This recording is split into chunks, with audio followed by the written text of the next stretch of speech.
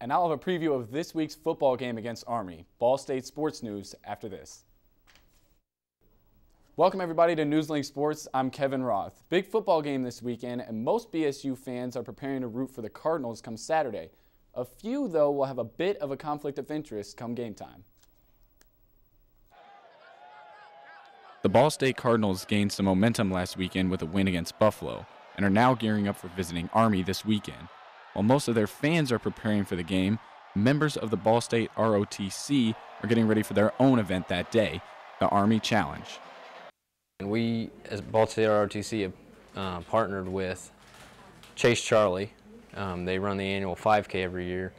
We've partnered with them to conduct a fundraiser for TAPS, which is the Tragedy Assistance Program for Survivors.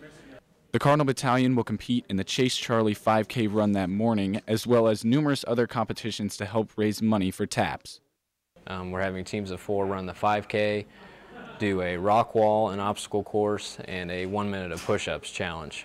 In addition to raising money with the events, the group is busy making heavy-duty fashion bracelets to sell at the challenge, as well as at the tailgate lots before the game. Executive Officer Casey Schroeder says the squad's preparations are paying off. Things are going very well for this weekend. Things are coming together. We're having a lot of individuals signing up, a lot of teams getting in on the event.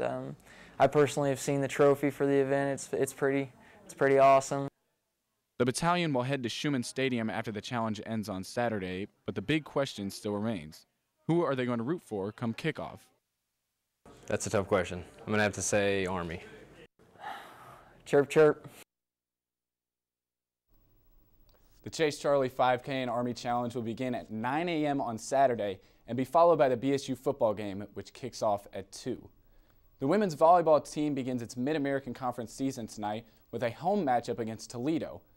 The Cardinals look for redemption after the Rockets defeated them 3-0 last season in the quarterfinals of the MAC tournament, ending their hopes of making it to the NCAA tournament. This year, the Cards' hope for the big dance are high. They trail only the Northern Illinois Huskies in the MAC West preseason rankings. And we also just received word that the Lady Cards will begin conference play undefeated. They beat Toledo 3-1 tonight.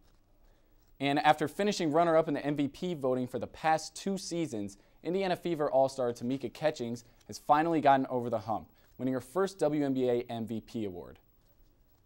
Catchings wins the award after leading the Fever to a 21-13 record, good enough for the #1 seed in the Eastern Conference. In November of 2010, Catchings spoke to Ball State students in Pruitt Hall about overcoming adversity, a lecture that highlighted her hearing disability and how she was able to overcome it.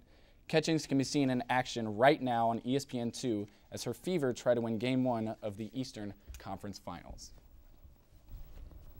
All right, thank you very much, Kevin. Muncie is turning up the speakers this weekend. Crystal Bratton will tell you about the Muncie Music Fest coming up.